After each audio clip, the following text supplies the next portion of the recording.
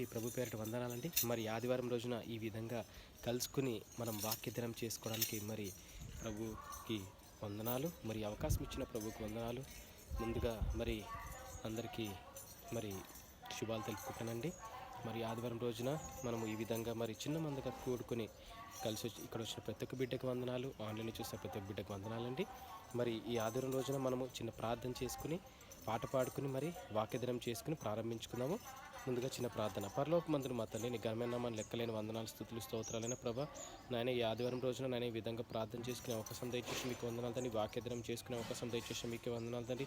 ప్రభా నాయన తండ్రి, కొత్త ఆదివారం నాయన తండ్రి ప్రభా, కొత్త సంవత్సరం కొత్త ఆదివారంలో మేము ముందుకి నడుస్తుండగా నాయన మీ కాపుదల, మీ గాయపడిన హస్తాన్ని ప్రతి ఒక్క బిడ్డ మీద ఉంచండి నాయన. మీ తోడు లేనిదే నాయన తండ్రి ప్రభా మేము నడవలేం తండ్రి, నిలవలేం తండ్రి, ముందుకు సాగలేం తండ్రి. నాయన మీ తోడు నీడ మాకు దయచేయండి.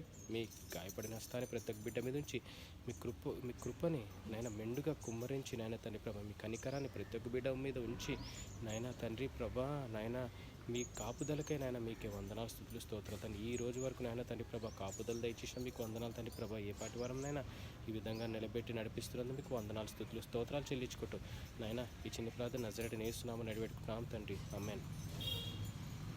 చిన్న పాట పాడుకుని మనము ముందుకు సాగుతామండి.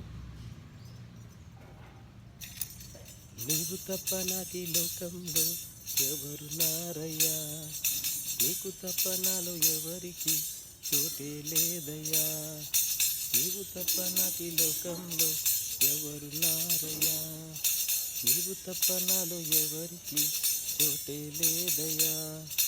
దావీదు కుమారుడా నన్ను దాటిపోకయ్యా, నజరేతువాడా నన్ను విడిచిపోకయ్యా, దావీదు కుమారుడా నన్ను దాటిపోకయ్యా, నజరేతువాడా నన్ను విడిచిపోకయ్యా. నీవు తప్ప నాకు ఈ లోకంలో ఎవరున్నారయ్యా, నీకు తప్ప నాలో ఎవరికి చోటే లేదయ్యా.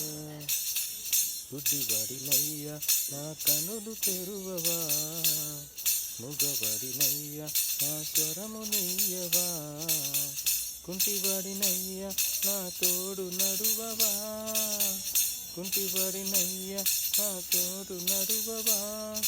దావీదు కుమారుడా నన్ను దాటిపోకయ్యా, నజరేతువాడా నన్ను విడిచిపోకయ్యా, దావీదు కుమారుడా నన్ను దాటిపోకయ్యా, నజరేతువాడా నన్ను విడిచిపోకయ్యా. లోకమంతా చూచి నన్ను ఏడిపించిన, జాలితో నన్ను చేరదీసిన, ఒంటరినయ్యా నా తోడు నిలువవా, ఒంటరినయ్యా నా తోడు నిలువవా. దావీదు కుమారుడా నన్ను దాటిపోకయ్యా, నజరేతువాడా నన్ను విడిచిపోకయ్యా, దావీదు కుమారుడా నన్ను దాటిపోకయ్యా, నజరేతువాడా నన్ను విడిచిపోకయ్యా. నా తల్లి నన్ను మరచిపోయినా, నా తండ్రి నన్ను విడచిపోయినా, తల్లిదండ్రి నీవై నన్ను లాలించవా, తల్లిదండ్రి నీవై నన్ను లాలించవా. దావీదు కుమారుడా నన్ను దాటిపోకయ్యా, నజరేతువాడా నన్ను విడిచిపోకయ్యా, దావీదు కుమారుడా నన్ను దాటిపోకయ్యా, నజరేతువాడా నన్ను విడిచిపోకయ్యా. Hallelujah. Thank you Lord Jesus. ఈరోజు మనం మార్కు 6వ అధ్యాయము 7 నుంచి 13 వచనాలు ధ్యానం చేసుకుందామండి. మార్కు సువార్త 6వ అధ్యాయం 7 నుంచి 13 వచనాలు. యేసు ప్రభు 12 మంది శిష్యుల్ని పరిచర్యకి పంపించుట. Jesus sends out the 12. Mark 6వ అధ్యాయం 7 నుంచి 13. ఆయన 12 శిష్యులను తన యొద్దకు పిలిచి వారిని ఇద్దరిద్దరిగా పంపుచు అపవిత్రాత్మల మీద వారికి అధికారం ఇచ్చి, ప్రయాణం కొరకు చేతికర్రను తప్ప రొట్టెనైనను జాలినైనను సంచిలో సొమ్మునైనను తీసుకొనక, చెప్పులు తొడగు కొనుడనియు, రెండంగీలు వేసుకొనవద్దనియు వారికి ఆజ్ఞాపించెను. మరియు ఆయన వారితో ఇట్లా నేను మీరు ఎక్కడ ఒక ఇంట ప్రవేశించెదరో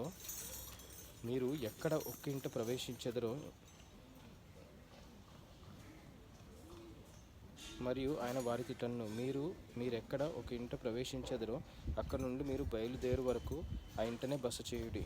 ఏ స్థలమందైనను జనులు మిమ్మును చేర్చుకొనక మీ మాటలు వినకుంటే మీరు అక్కడ నుండి బయలుదేరినప్పుడు వారి మీద సాక్ష్యముగా ఉండుటకు మీ పాదముల క్రింద ధూళి దులిపివేయుడి.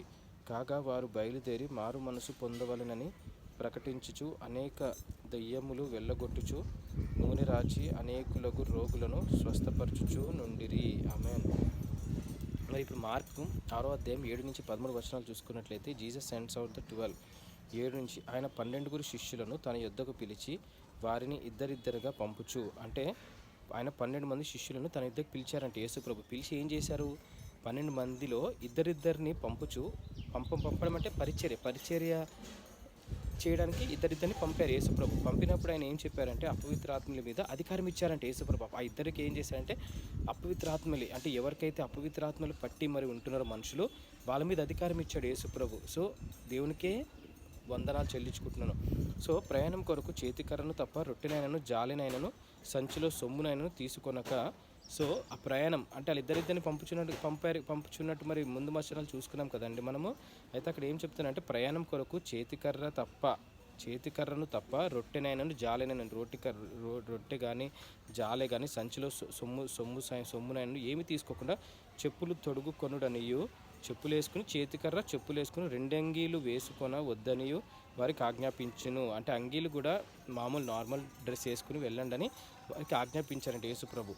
మరియు ఆయన వారితో ఇట్లా నేను మీరెక్కడ ఒక ఇంట ప్రవేశించెదరో అక్కడ నుండి మీరు బయలుదేరు వరకు ఆ ఇంటనే బస చేయుడి.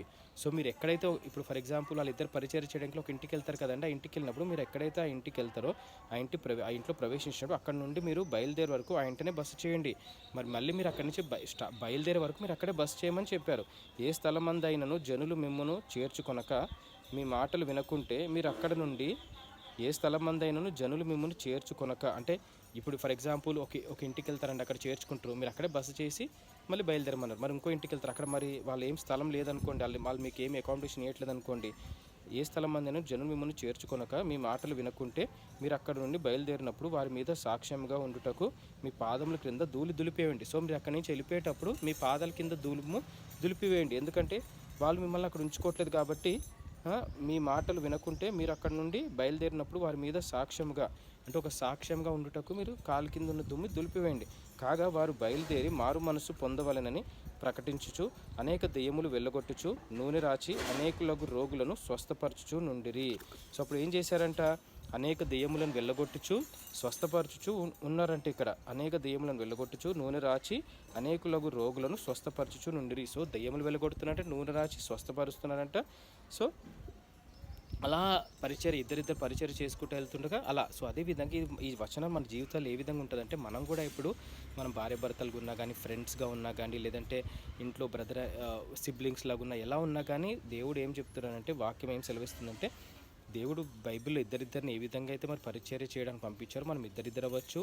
మరి మన అనుకూలతను బట్టి మరి వాక్యానం అయితే ఇద్దరిని పంపమని చెప్పారండి. మరి ఇద్దరికి వెళ్ళినప్పుడు, ఎవరింటికైనా వెళ్ళినప్పుడు మీరు అక్కడ చెప్తారు, మంచి చెడ్డ దేవుడి గురించి మాటలు చెప్తారు, దేవుడి గురించి అన్నీ కూడా, దేవుడు మీ జీవితంలో చేసిన కార్యాలు చెప్తారు. మరి దేవుడు మీ జీవితంలో చేసిన మరి ఏమంటారు సాక్షి రూపంలో మీరు ఎన్నో షేర్ చేసుకుంటారు. అలాంటి టైంలో ఏ స్థలం అయిందని మీకు బస్సు దొరికితే అక్కడే ఉండి బస్సు చేసి మళ్ళీ ఇంకో ఇంటికి వెళ్ళండి. ఇప్పుడు ఎవరైతే మీకు అకామిడేషన్ ఏం వేయలేదనుకో, దట్స్ ఏం కాదు, మీరు అక్కడ దుమ్ము దులిపేసి మీరు వెళ్ళిపోండి ముందుకి సాక్షిగా ఉండడానికి అని చెప్పారు. అదేవిధంగా ప్రయాణంలో కూడా మరి శిష్యులకి ఏం చెప్పారంటే, యేసుప్రభు మీరు చేతుకర్ర చెప్పులు తప్ప ఫుడ్ కానీ బ్యాగ్ కానీ ఏమి కూడా తొడుగుకొని వెళ్ళొద్దని చెప్పి మరి వాక్యం సెలవిచ్చారు. మరి ఈ వచనాల నుంచి మనం ఏం నేర్చుకుందామంటే, మనం కూడా మనం ఈ భూలోకంలో ఉన్నంత వరకు మరి ఏ విధంగా యేసుప్రభు తండ్రి తన అద్వితీయ కుమారుడిని భూలోకంలోకి పంపించి మన గురించి పరిచర్య చేసి మన పాప క్షమాపణకే, మన పాపాల గురించి ఆయన శిలువలో మరణం పొంది ఆయన రక్తం చిందించి, విలువైన రక్తము పరిశుద్ధ రక్తాన్ని చిందించి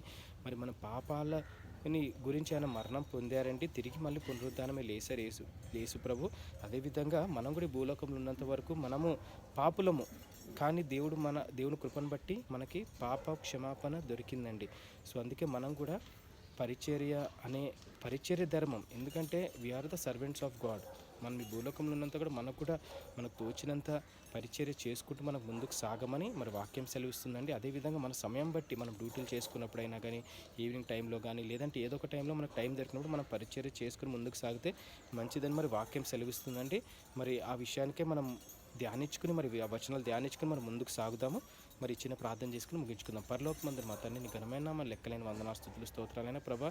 నాయన తండ్రి, మరి మార్కు సువార్త 6వ అధ్యాయం 7-13 వచనాలు చూసాం తండ్రి. మీరు 12 మంది శిష్యుల్ని పంపుట పరిచర్య ధర్మానికి, ఆ విధంగా మమ్మల్ని కూడా తయారు చేస్తున్నందుకు, మారు మనసు దయచేస్తున్నందుకు నాయన, మరి నాయన తండ్రి ప్రభ, ఏ విధంగా అయితే మరి నాయన తండ్రి ప్రభ కుమ్మరి మరి కుండల్ని తయారు చేసినప్పుడు నాయన తండ్రి ప్రభ ఒక మట్టి కుండల్ని మరి ఏ విధంగా అయితే మరి ఓపికగా మరి తయారు చేస్తాడో ఒక ఒక ఒక ఒక ఆకారం వచ్చే వరకు, అదేవిధంగా మీరు కూడా మమ్మల్ని ఒక ఆకారం వచ్చే వరకు తయారు చేస్తున్నందుకు మీకు వందనాలు తండ్రి ప్రభా.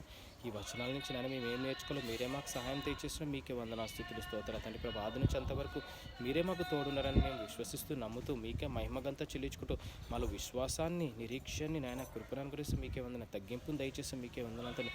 క్షమించే గుణాన్ని, క్షమించే మనసును దయచేస్తాం మీకే వందనాలు తండ్రి ప్రభా. నాయన మమ్మల్ని బలపరచండి, స్థిరపరచండి, నడిపిస్తున్నాం మీకే వందనాలు తండ్రి ప్రభా. సాతాను ఈ విధంగా నాయన మృంగుదమాని సింహమల్లి తిరుగుతున్నా మీరు కొదం సింహమే మమ్మల్ని కాపాడుతున్నందుకు, కంటికి రెప్పలా కాచి కాపాడుతున్నా మీకే వందనా తెలుపుకుంటూ మిమ్మల్ని తెలుసుతో క్షమించమని ఈ చిన్న ప్రార్థన నజరేయుడైన యేసు నామమున అడిగి వేడుకుంటున్నాం తండ్రి. ఆమేన్. అందరికీ shalom. Have a great day. Thank you.